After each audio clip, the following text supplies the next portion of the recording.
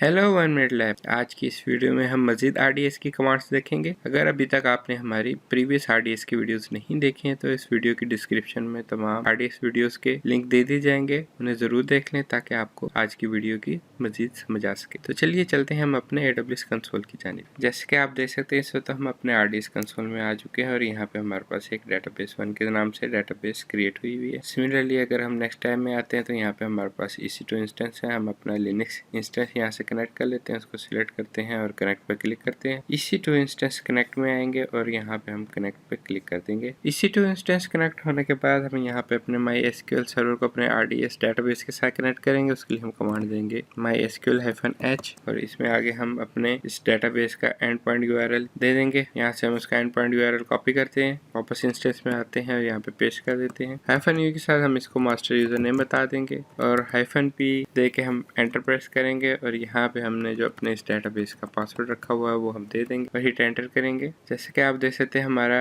MySQL successfully हमारे RDS के साथ कनेक्ट हो चुका है। यहाँ पे अगर आप इसकी हेल्प लेना चाह रहे हैं तो यहाँ पे इन्होंने लिखा हुआ है टाइप हेल्प करेंगे या \h करेंगे, दोनों सूरतों में ये आपको इसकी हेल्प दिखा देगा। जैसे कि आप देख सकते हैं हमने हेल्प कमांड टाइप किया तो उसने तमाम कमांड्स यहाँ पे हमें दे दी हैं। जैसे कि हमने प्रीवियस वीडियो में एक OneMinuteLab के नाम से डेटाबेस क्रिएट की थी, उसमें हम जाते हैं, उसके लिए हम कमांड देंगे यूज और आगे हम अपनी डेटाबेस का नेम बताएंगे, सेमीकोलन देंगे और हिट एंटर करेंगे। ये आप देख सकते हैं हम इस अपने OneMinuteLab डेटाबेस में आ चुके हैं। यहाँ पे आने के बाद हम अपने टेबल को देख लेते हैं। टेबल हमने अपना स्टूडेंट के नेम से बनाया था तो हम कमांड देंगे डिस्क्राइब, उसके लिए DESC देंगे और आगे हम अपने टेबल का नेम दे देंगे, सेमीकोलन देंगे और हिट एंटर करेंगे। तो यहाँ पे ये मुझे बता रहा है कि जी मेरे इस टेबल में कौन कौन से फील्ड्स हैं और उनकी टाइप क्या है। और अगर मैं देखना चाहूँ इसमें कोई रिकॉर्ड्स इंसर्ट हुए हुए या नहीं हुए हुए तो उसके लिए हम सिलेक्ट की कमांड यूज करते हैं, सिलेक्ट पे एस्ट्रिक और आगे हम इसके बाद हम फ्रॉम देंगे और आगे हम टेबल का नेम दे देंगे। नेम देने के बाद हम सेमीकोलन लगाएंगे और हिट एंटर करेंगे। तो जैसे कि आप देख सकते हैं यहाँ पे हमारे 2 रिकॉर्ड्स एंटर हुए हुए हैं इस टेबल में। अगर मजीद आपने रिकॉर्ड्स एंटर करने हो तो आप वही इंसर्ट की कमांड यूज करेंगे। न्यू रिकॉर्ड इंसर्ट करने के लिए उसमें हम सारी वैल्यूज देंगे, वैल्यूज देने के बाद हम सेमीकोलन लगाएंगे और एंटर करेंगे। तो हमारा ये रिकॉर्ड सक्सेसफुली ऐड हो चुका है। अगर हमने इसको दोबारा चेक करना हो तो हम सिलेक्ट एस्ट्रिक फ्रॉम, अगर हम टेबल का नेम दे देंगे, सेमीकोलन देंगे और हिट एंटर करेंगे। तो देखें तो हमारे पास इसमें 3 एंट्रीज आ चुकी है। यहाँ पे हमने सिलेक्ट के बाद एस्ट्रिक का यूज किया। इसका मतलब ये है कि इस टेबल में जितने भी हमारे पास फील्ड्स हैं वो